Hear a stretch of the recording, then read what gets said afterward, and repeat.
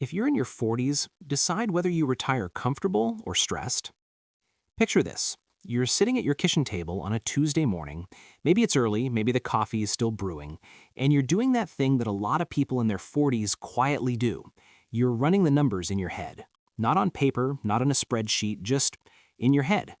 Trying to calculate like, okay, if I keep doing what I'm doing, if nothing changes, if I just keep showing up, keep working, keep putting away something into my retirement account, will I actually be okay? Will there be enough?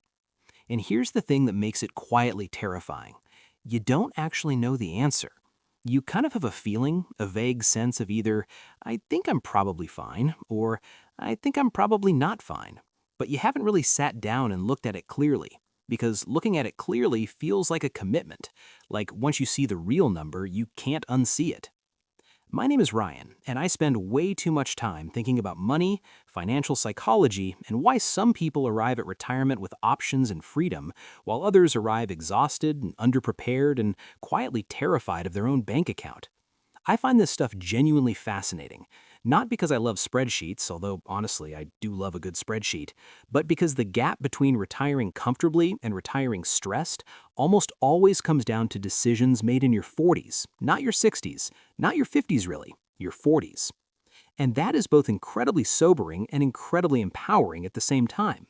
Because if you're in your 40s right now, you're in what I think of as the most consequential financial decade of your life. You still have time, real time, meaningful time, but you don't have unlimited time. The decisions you make in the next 5 to 15 years are going to echo so loudly into your retirement that looking back, you'll either feel like a genius or you'll wonder what on earth you were doing.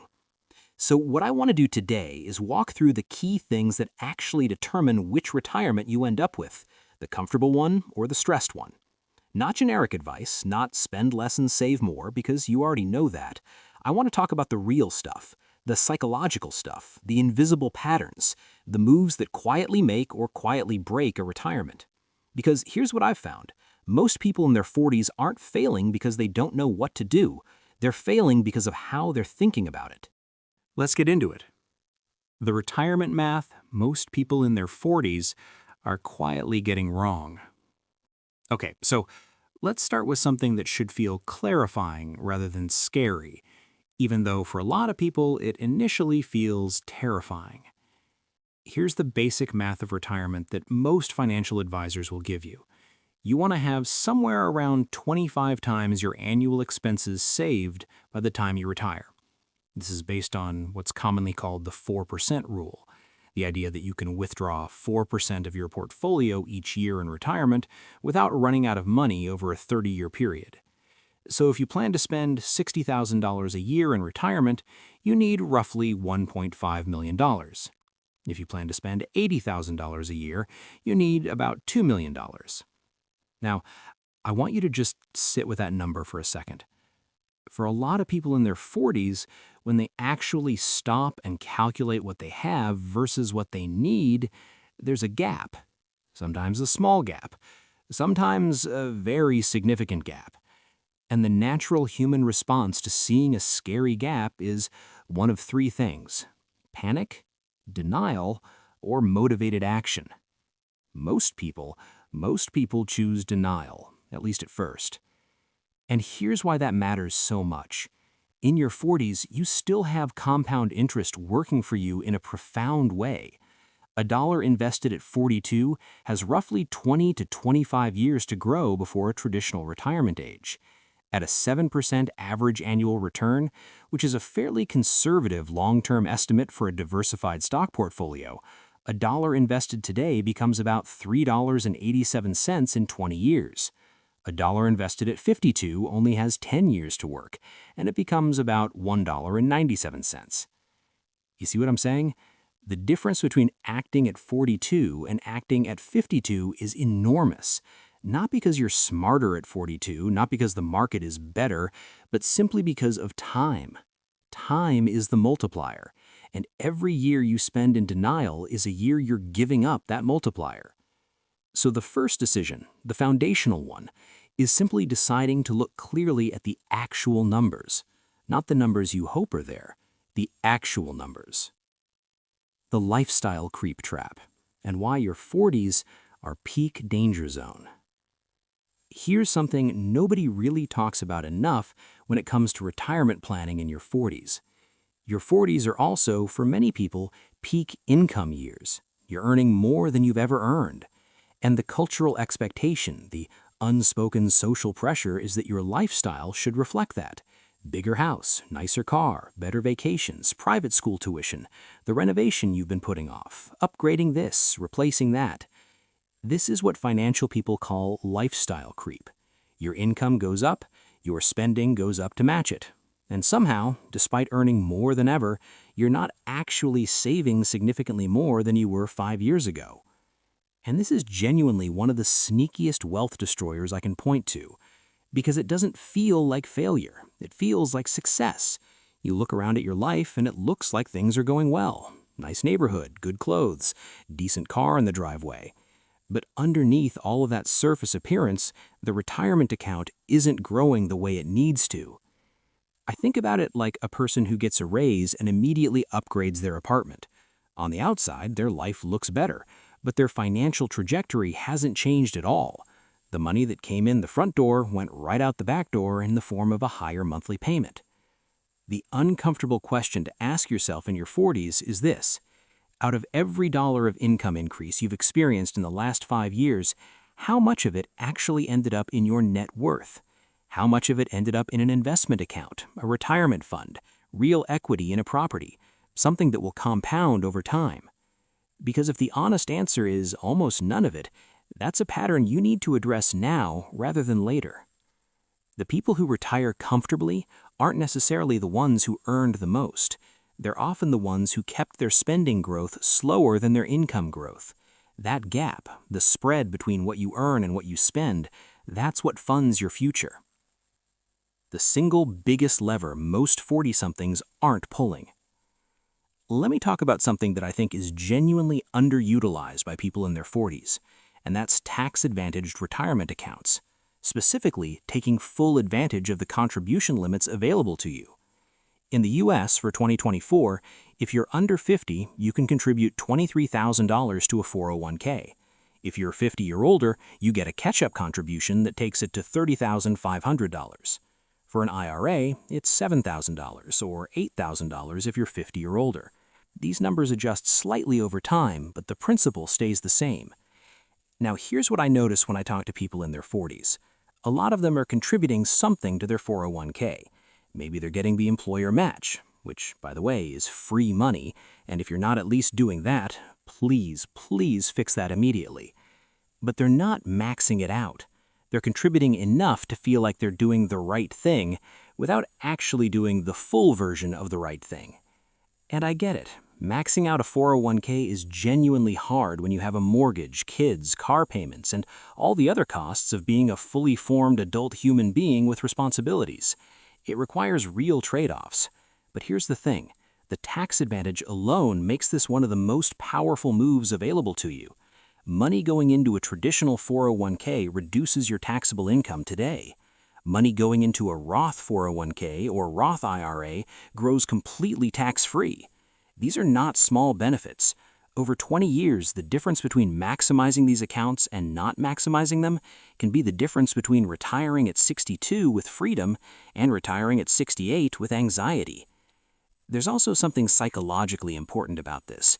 When you maximize your tax-advantaged accounts first, before you decide how to spend the rest of your paycheck, you're essentially paying your future self first. Your lifestyle adjusts to what's left. Most people do it backwards. They spend what feels comfortable and invest whatever happens to be left over, which more often than not is not very much. The quiet anchor on your retirement ship. Okay, let's talk about debt.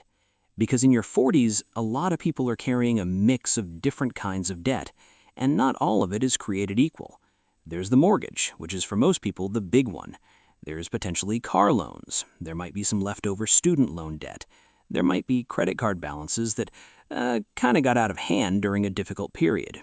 There might be home equity loans from that renovation. And then there's sometimes the sneakier stuff, helping kids with cars, co-signing loans, absorbing costs that aren't technically yours but ended up being yours anyway. The retirement math on debt is actually pretty clear. High-interest debt, credit cards, personal loans, anything above 7 or 8% interest is almost always worth eliminating aggressively before increasing retirement investments beyond the employer match, because paying off a 20% credit card is basically a 20% return. There is no investment in the world that gives you a guaranteed 20% return. But here's where it gets complicated. A lot of people in their 40s have a mortgage that they'll still be paying off when they reach retirement age. And the question of whether to aggressively pay that down or invest the difference is genuinely nuanced. If your mortgage rate is, say, 3 or 4%, there's a reasonable argument that investing the extra money in the market, where long-term average returns are historically around 7%, makes more mathematical sense. But if your mortgage rate is 6, 7, 8%, which is more common now than it was a few years ago, the math shifts and paying it down becomes more attractive. But beyond the math, there's something deeply psychological about arriving at retirement with no mortgage payment. There's a kind of freedom in it, a lightness. When your fixed monthly obligations are low, you can live comfortably on less. You have options. You can retire earlier. You can take a lower-paying job you actually enjoy. You can weather a bad market year without feeling like you're going under. The debt-free retirement isn't just about math. It's about optionality. The income streams you haven't thought seriously about yet. Here's something that separates people who retire comfortably from people who retire stressed, and it's not talked about enough. It's the concept of multiple income streams.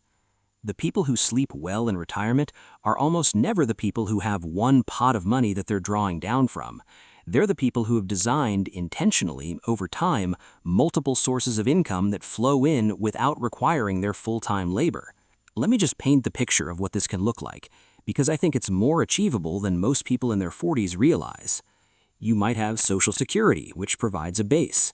You might have your investment portfolio, generating dividends and capital gains that you're harvesting strategically. You might own a rental property or two that generates monthly cash flow. You might have a small business or side project that you've built over time that generates some income, even when you're not actively working on it. Maybe you have a pension if you're in the right profession. Maybe you've built some kind of passive royalty stream, a course, a book, a digital product. None of these things happen overnight. But here's the thing about being in your 40s. You have time to build one or two of these. Not all of them, just one or two. A rental property purchased in your 40s could be paid off or mostly paid off by the time you retire. A small business started in your 40s, grown slowly and steadily, could be generating meaningful passive income by your late 50s. The people who think about retirement as get to a number and then stop are thinking about it too narrowly.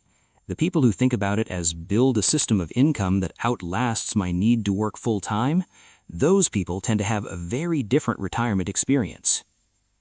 The college tuition trap.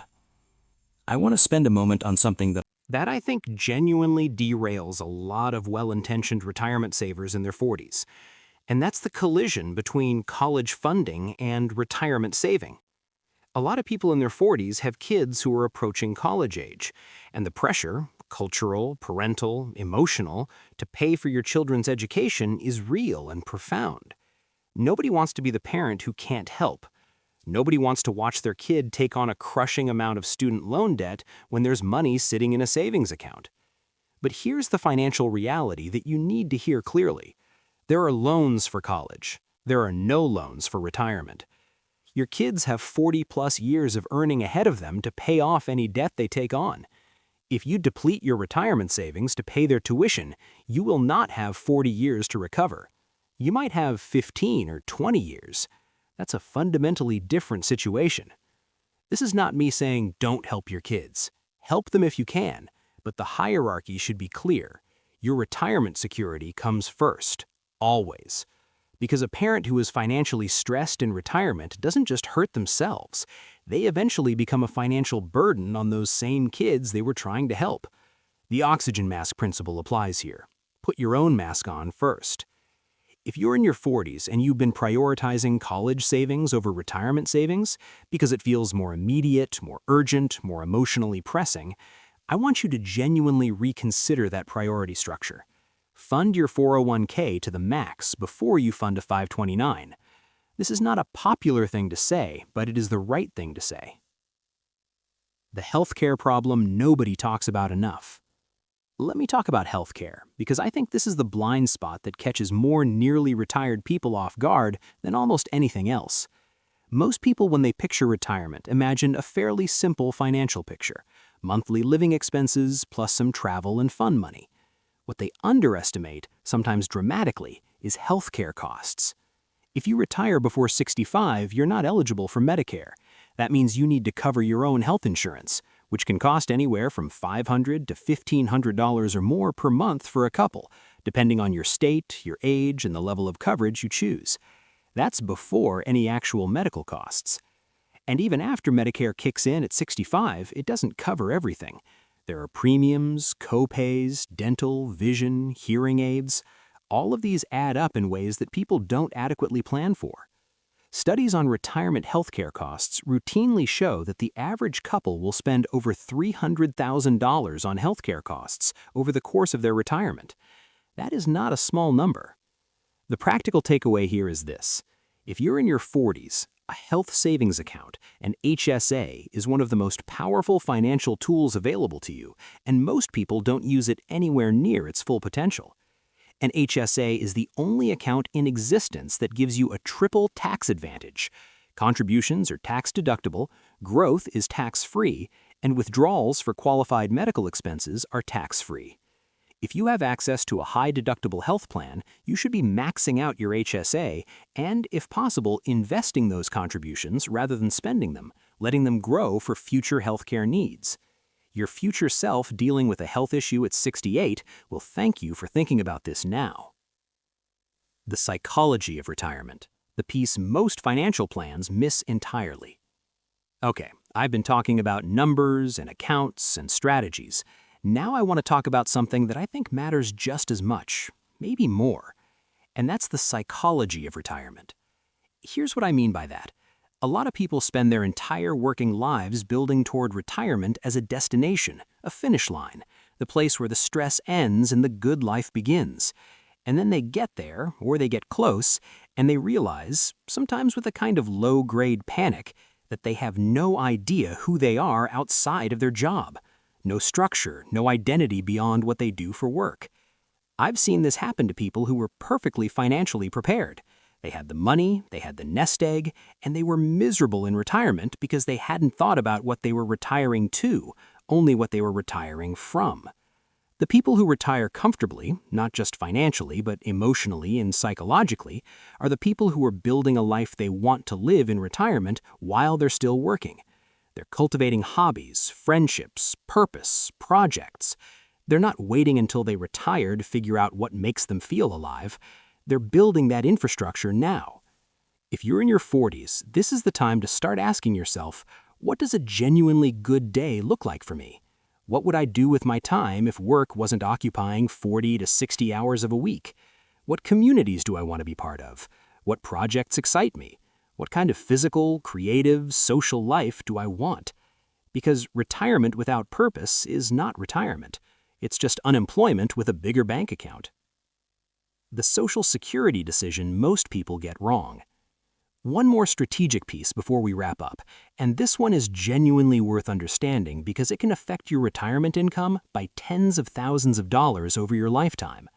Social Security, specifically when to claim it. You can claim Social Security as early as 62 or as late as 70.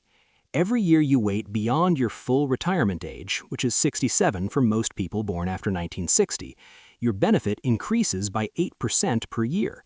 Every year you claim before your full retirement age, it decreases. So claiming at 62 versus 70 can mean a difference of 40 to 77% in your monthly benefit. That is not a rounding error. That is potentially thousands of dollars per month.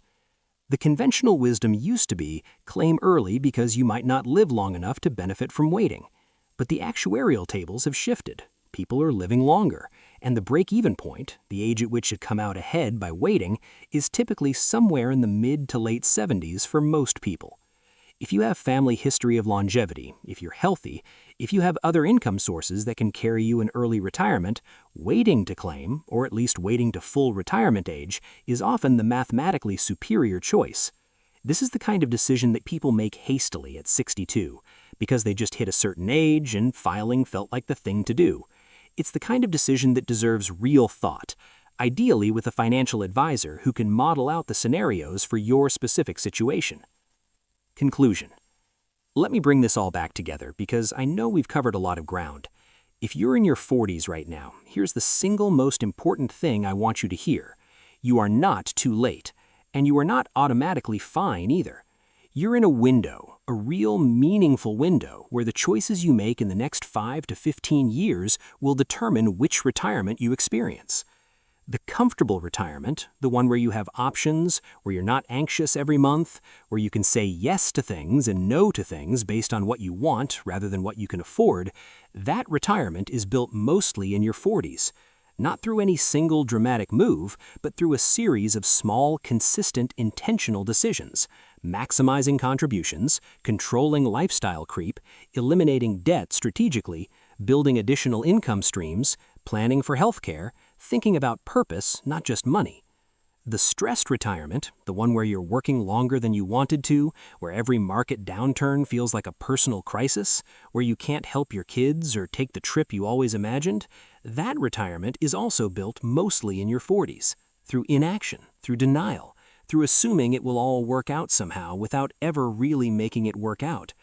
The gap between those two retirements is not as wide as people think in terms of income. It's almost entirely about the habits, the awareness, and the decisions made during this decade. And here's the thing that I find genuinely hopeful about all of this. Unlike a lot of problems in life that are outside your control, health scares, economic shocks, things that happen to you, retirement preparation is one of the areas where intentional effort directly translates into better outcomes. The math is not mysterious, the tools exist, the accounts are there to be funded. The strategies are knowable. You just have to decide that your future self is worth taking seriously today. Not in a stress-inducing, panic-driven way, not in a beat-yourself-up about the last 10 years way, just in a quiet, clear-eyed, I see what needs to happen and I'm going to do it way. If this video prompted you to actually open your retirement account statement for the first time in a while, or to finally schedule that conversation with a financial advisor, or to reconsider how much of your paycheck is going toward your future, then it did exactly what I hoped it would do. Your 40s are not the end of anything. They're the beginning of the most consequential chapter of your financial story. Write it well.